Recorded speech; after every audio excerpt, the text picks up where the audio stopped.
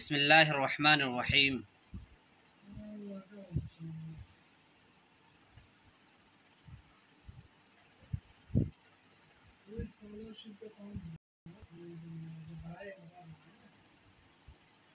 امید کے خیریت سے ہوں گے۔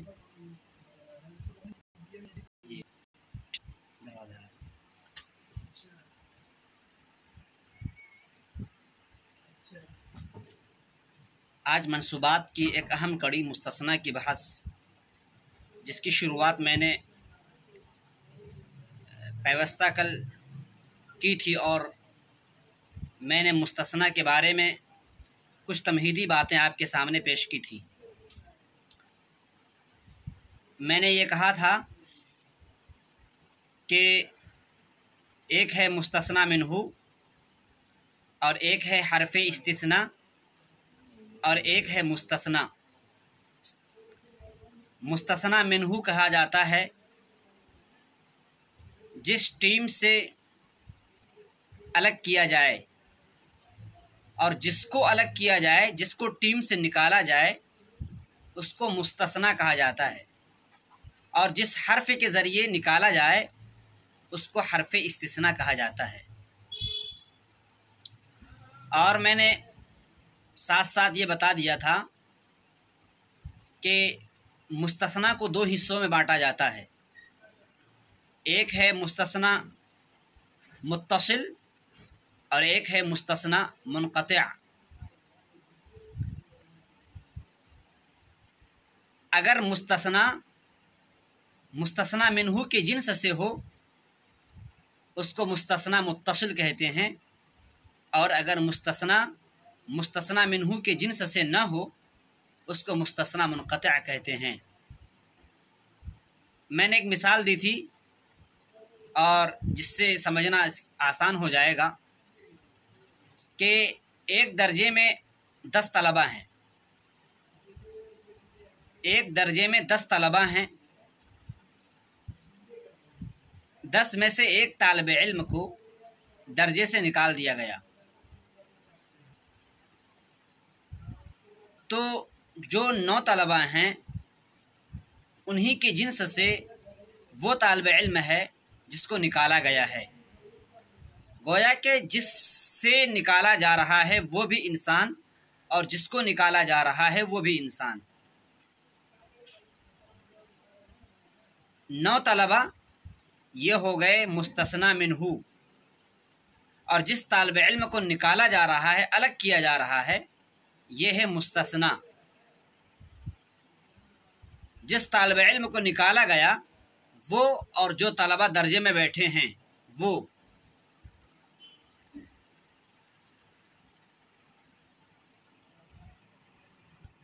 جی عظمت شاہ بھائی، میں آپ کو بتاؤں گا، انشاءاللہ آسانی سے سمجھ میں آ جائے گی بات۔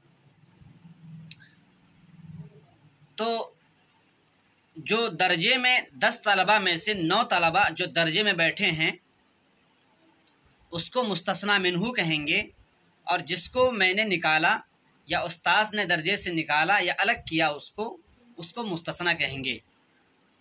اور اس میں آپ دیکھ رہے ہیں کہ جس کو نکالا جا رہا ہے وہ، اور جو درجے میں بیٹھے ہیں وہ، دونوں ایک ہیں۔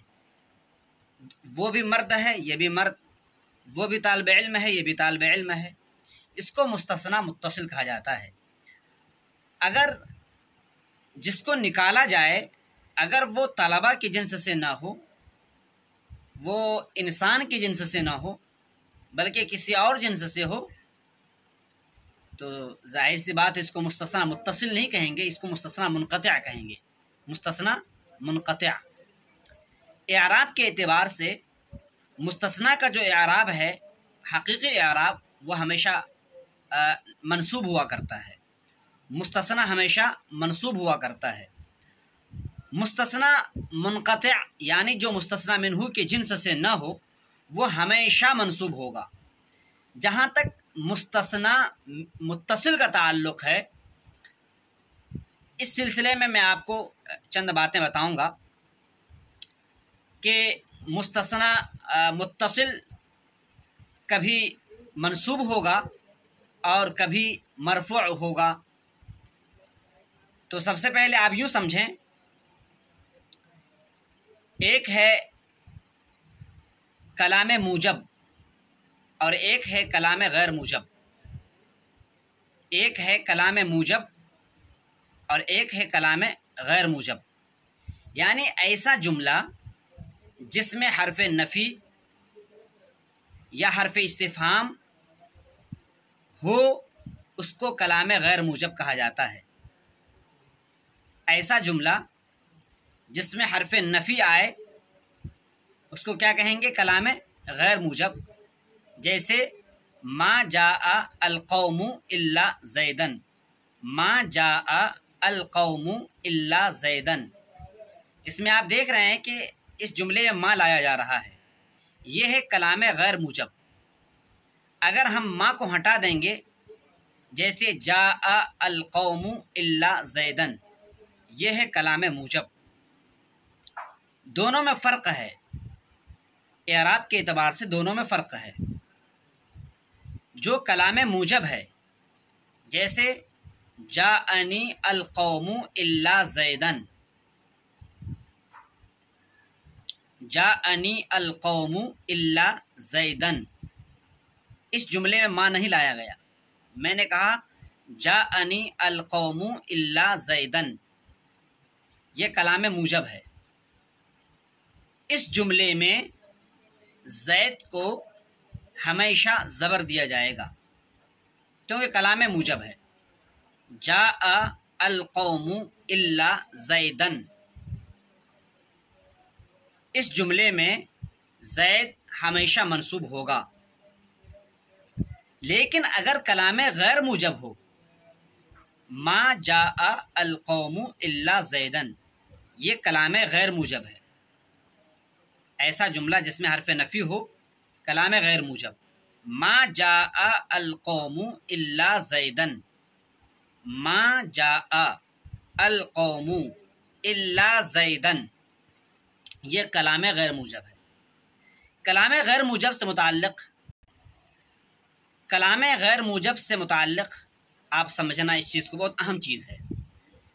کلام غیر موجب میں اگر مستثنی منہ مذکور ہو، کلام غیر موجب سمجھ لیا آپ نے، ما جاء القوم الا زیدن، القوم یہ مستثنی منہ ہے اور زیدن یہ مستثنی ہے۔ کلام غیر موجب میں اگر مستثنی منہ مذکور ہو، کلام غیر موجب میں اگر مستثنی منہ مذکور ہو، کیونکہ کبھی ایسا ہوتا ہے کہ کلام غیر موجب میں مستثنی منہ مذکور نہیں ہوتا ہے۔ اگر کلام غیر موجب میں مستثنی منہ مذکور ہو، یعنی وہاں پر مستثنی منہ اس جملے میں موجود ہو، تو ایسی صورت میں مستثنی کو دو اعراب دیے جاتے ہیں۔ ما جاء القوم الا زید، ما جاء القوم الا زید، دیکھیے یہ کلام غیر موجب، کیونکہ اس میں ما لایا جا رہا ہے۔ کلام غیر موجب میں اگر مستثنی منہ مذکور ہو، ما جاء القوم، القوم یہ مستثنی منہ ہے اور یہ مذکور ہے، الا زید، زید پر کون سا اعراب آئے گا؟ میں نے اس سے پہلے آپ کو بتایا کہ مستثنی کا جو حقیقی اعراب ہے وہ ہے منصوب، یعنی مستثنی ہمیشہ جو مستثنی کا جو حقیقی اعراب ہوتا ہے وہ زبر آتا ہے، لیکن کچھ ایسی شکلیں بھی ہوں گی جہاں پر کہ مستثنی کا اعراب بدلتا چلا جائے گا۔ ان میں سے ایک شکل یہ ہے کہ اگر کلام غیر موجب ہو، کلام غیر موجب میں نے آپ کو بتایا ایسا جملہ جس میں حرف نفی آئے یا حرف استفہام آئے، ایسے جملے میں اگر مستثنی منہ مذکور ہو تو مستثنی کو دو اعراب دیے جائیں گے۔ نمبر ایک، مستثنی کو مستثنی مانتے ہوئے زبر دیا جائے گا، ما جاء القوم الا زیدن، ما جاء القوم الا زیدن، مستثنی مانتے ہوئے زید کو زبر دیا جا رہا ہے۔ اور دوسرا اعراب بدل مانتے ہوئے، مستثنی منہ سے بدل مانتے ہوئے اعراب دیا جائے گا، اگر مستثنا منہو مرفوع ہے تو زیدن پڑھیں گے، ما جاء القوم الا زیدن مستثنا مانتے ہوئے، زیدن بدل مانتے ہوئے۔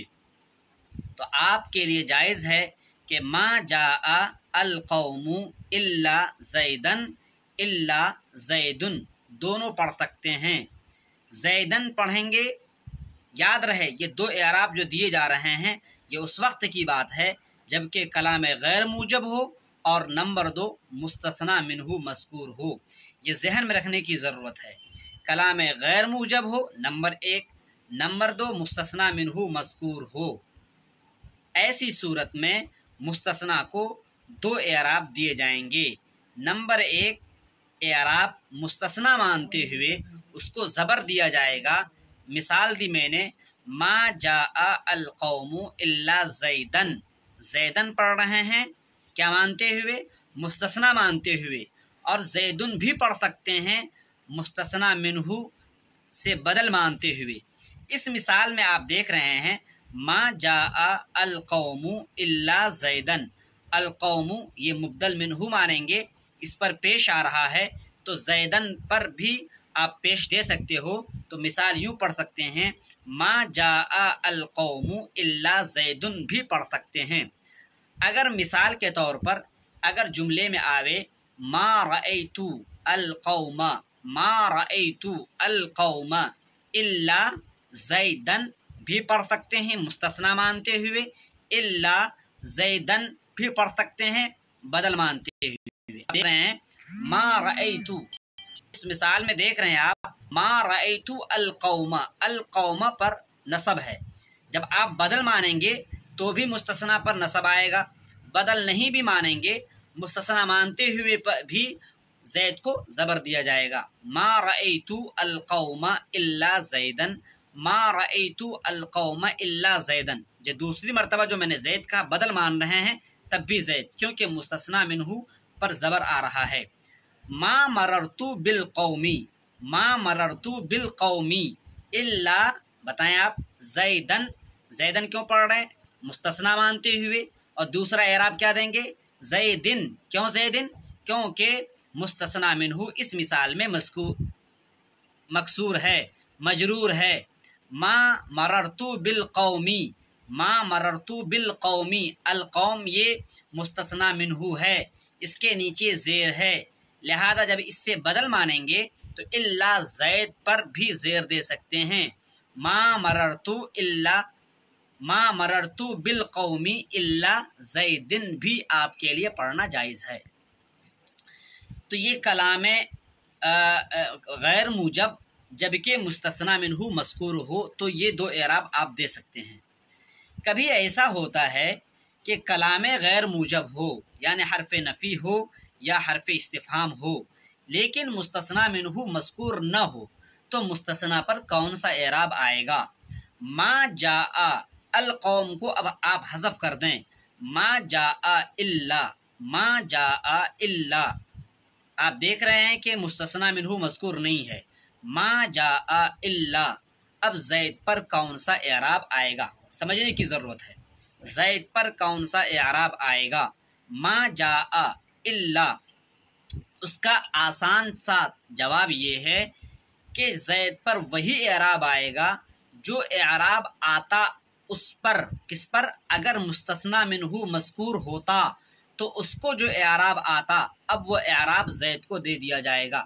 میں مثال دوں آسانی سمجھ سکتے ہیں آپ، ما جاء الا زید، زید پر کون سا اعراب آئے گا؟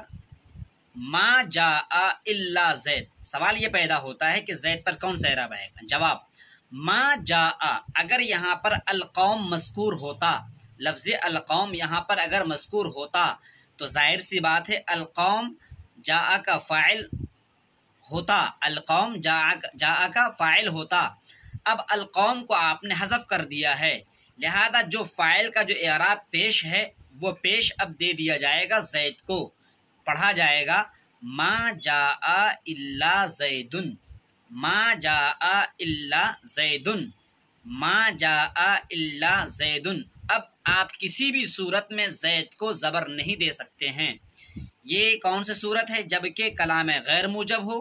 کلام غیر موجب کہتے ہیں ایسا جملہ جس میں حرف نفی یا حرف استفہام آئے،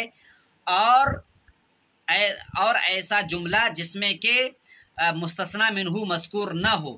تو ایسی صورت میں آپ الا کے بعد جو مستثنی آ رہا ہے اس کا وہی اعراب آئے گا جو اعراب اگر مستثنی منہ مذکور ہوتا اس کو جو اعراب دیتے وہ اعراب آ جائے گا زید کو۔ ما جاء، اگر یہاں پر القوم لکھیں گے آپ تو القوم پر پیش دیا جائے گا کیونکہ جاء کا فاعل ہے۔ القوم کو آپ نے حذف کر دیا، اب پیش کس کو دے دیا جائے گا؟ الا کے بعد جو آ رہا ہے زید اس کو دے دیا جائے گا۔ مثال ما جاء الا زید۔ اچھا دوسری مثال میں دو حالت نصبی کی، ما رأیت الا زید، ما رأیت الا زید، زید پر کون سا اعراب آئے گا؟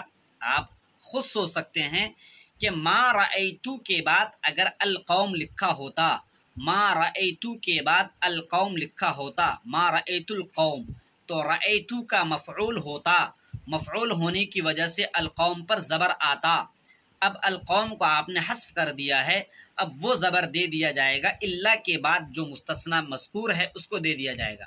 ما رأیت الا زیدن، ما رأیت الا زیدن۔ واضح رہے یہاں پر جو زید کو آپ نسب دے رہے ہیں، یہاں پر زید کو آپ نسب دے رہے ہیں وہ مستثنی مانتے ہوئے نہیں دے رہے ہیں، بلکہ مستثنی منہ کا جو اعراب ہے وہ اعراب اب آپ مستثنی کو دے رہے ہیں۔ ایسے جملے کو کلام غیر مفرغ کہا جاتا ہے۔ کلام مفرغ کہا جاتا ہے۔ کیا کہا جاتا ہے؟ کلام مفرغ، یعنی ایسا مستثنی جس میں مستثنی منہ مذکور نہ ہو اس کو کلام مفرغ کہا جاتا ہے، جس میں مستثنی منہ مذکور نہ ہو۔ تو ایسی صورت میں کیا ہوتا ہے کہ مستثنی منہ کا اعراب مستثنی کو دے دیا جاتا ہے۔ اسی طرح ما مررت الا بالقومی، ما مررت الا بالقومی۔ تو میرے دوستو آج اتنا ہی رکھیں کہ مستثنی کو دو حصوں میں بانٹا گیا، مستثنی متصل، مستثنی منقطع۔ اگر مستثنی منہ کے جنس سے ہو تو منصوب ہوگا، اور پھر میں بتاتا ہوں آپ کو مستثنی منہ کے جنس سے ہو اور کلام موجب ہو۔ کلام موجب میں نے کہا جس میں حرف نفی یا استفہام نہ آئے، جیسے جاء القوم الا زیدن، تو یہ کلام موجب ہے، ایسے میں مستثنی پر ہمیشہ زبر آئے گا، تو جاء القوم الا زیدن ہی پڑھیں گے۔ اسی طرح اگر مستثنی منقطع ہے تو مستثنی منقطع پر ہمیشہ زبر دیا جاتا ہے۔ مستثنی منقطع کہتے ہیں جو مستثنی منہ کے جنس سے نہ ہو۔ گدھا انسان کی جنس سے نہیں ہے۔ مثال کے طور پر ما جاء القوم الا حمار، حمار انسان کی جنس سے نہیں ہے، لہذا اس مثال میں حمار کو ہمیشہ زبر دیا جائے گا۔ اب ہم آگے بڑھتے ہیں۔ مستثنی متصل، اگر کلام غیر موجب ہے، کلام غیر موجب یعنی ایسے جملے جس میں کہ حرف نفی یا حرف استفہام آئے، اگر کلام غیر موجب ہے اور مستثنی منہ مذکور ہے تو مستثنی کو دو اعراب دیے جائیں گے، ایک اعراب مستثنی مانتے ہوئے زبر اور دوسرا اعراب مستثنی منہ سے بدل مانیں گے۔ جیسے ما جاء القوم الا زیدن الا زیدن پڑھ سکتے ہیں، ما رأیت القوم الا زیدن الا زیدن، ما مررت بالقوم الا زیدن الا زیدن، یہ پڑھ سکتے ہیں۔ یہاں پر دیکھیے اس جملے میں کلام غیر موجب ہے، ان حرف نفی ہے ما آ رہا ہے، اور دوسرا کیا ہے؟ مستثنی منہ مذکور ہے۔ اگر مستثنی منہ مذکور نہ ہو، کلام غیر موجب ہو اور مستثنی منہ مذکور نہ ہو، تو ایسی صورت میں مستثنی کو وہی اعراب دیں گے جو اعراب مستثنی کو ہوتا، مستثنی منہ کا ہوتا۔ مستثنی منہ غائب ہے، اب مستثنی منہ کا اعراب کس کو دے دیا جائے گا؟ مستثنی کو دے دیا جائے گا۔ ایسے مستثنی کو مستثنی مفرغ کہا جاتا ہے۔ کیا کہا جاتا ہے؟ مستثنی مفرغ، جس میں کہ مستثنی منہ مذکور نہ ہو۔ اس کے کچھ متعلقات ہیں، انشاءاللہ میں کل آپ کو بتاؤں گا۔ جزاکم اللہ احسن الجزا۔ ان باتوں کو شیئر کریں، دوسروں تک پہنچانے کی کوشش کریں، اور دعاؤں کی درخواست ہے۔ اللہ تعالی ہمیں اور آپ کو ثواب قدمی کا مظاہرہ توفیق عطا فرمائے۔